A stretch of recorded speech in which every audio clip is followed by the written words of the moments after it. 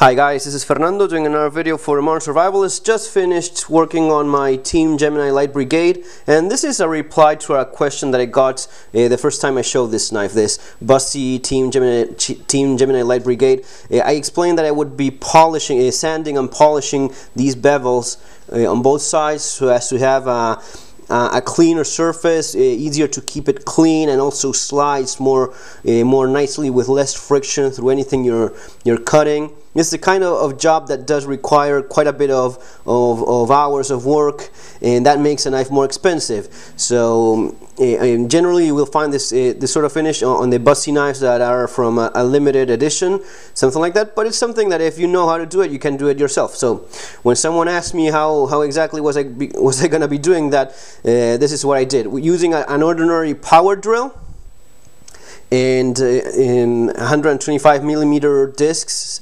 This is 240 grain. Using that power drill, I just worked on both sides very carefully so as to achieve this. Now, this is the kind of thing that, especially doing it like this, freehand with no good support. I mean, I'm just working up my workshop. I still don't have all the tools that I would like to have, but I do have experience using them. So if you don't have much experience doing this kind of thing, really don't try to do this yourself with a knife as expensive as this one. Try first with some other knife until you get the whole of it, because it's really not that easy to keep the angle right on both sides and not ruin the rest of the knife. Alright, now if you do have some experience, or you want to be trying this on something else, remember, put some tape on the surfaces that you don't want to be working on. The knife came sharp, so I put tape on the edge, which, as you see, it's already coming loose because I got so close to the edge that the tape is just falling off. Right. Again, be very careful when doing this. Use a mask and eye protection.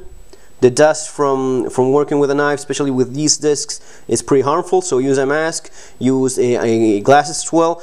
If you're working, for example, on the handle and you have no business with the blade itself, wrap it in paper and tape so as to make it safe. Lots of guys that work with knives and building them will tell you it's very, very dangerous. Very dangerous because the power drill goes very fast, thousands of revolutions at a time, and it throws the knife in your direction. Awful cuts. This isn't a cut. This is from my dog. I was playing with my dog and caught one of his teeth. But very careful with that sort of thing. One more. These are 240 grain. I used them at first because I needed a bit more grit. The ideal thing would be using 240, then 300, 400, 600. What I did was basically use the ones that were a little bit used up, like this one, which ends up being more of a finer grit than the one that you have than the original one. So as you start using them up, you have something that creates more of a polishing surface, as you see here. Now this still needs a little bit more of work, but it's pretty much done. It's going to be more cosmetic than anything else. Pretty happy with the results. Remember, very important, keep the temperature low in your knife.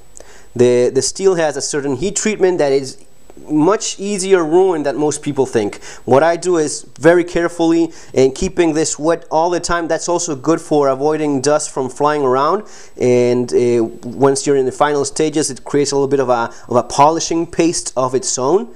So keep this wet at all times, because it works better, because it helps you keep an eye on the temperature as well. If you see water evaporating very fast from the surface, then it means that you're kind of going too fast and it's getting a bit too hot. Don't wait. I mean, if you wait until you actually feel hot the blade on the handle, then I'm sure you already ruined the heat treatment in your knife. So be very careful with the temperatures. The faster you go, the more material you take away, but also the more temperature you're putting into the knife. One more thing, very important as well. Remember that whenever you're doing this kind of thing, this kind of job, it's always much easier to take away material than putting it back. Honestly, in many cases, it's just impossible to put back the material that you take away. So be extremely cautious and have lots of patience when doing this kind of job. Okay, if you have a good wrist, you have some practice, yeah, you may try to do this on your own. It's even better, of course, if you have a proper belt grinder, so as to have a safer, more stable surfaces to work with. If you have a belt grinder, it's much easier to get the angle right and such. Doing it like this, like I did, it's more more tricky, but of course possible. And if you have the desire to do so, give it a try. Of course, pretty happy with the results, pretty happy. I just need to get it polished right, and that will be it. So guys, that's basically how I did it. The guy, someone in the comments had asked that, so that's my reply. If you have a knife to work with, try starting with one that isn't as expensive as a Busse knife. Guys, take care. As always, subscribe if you're liking what you're watching. Take care and see you in our next video. Have a great day.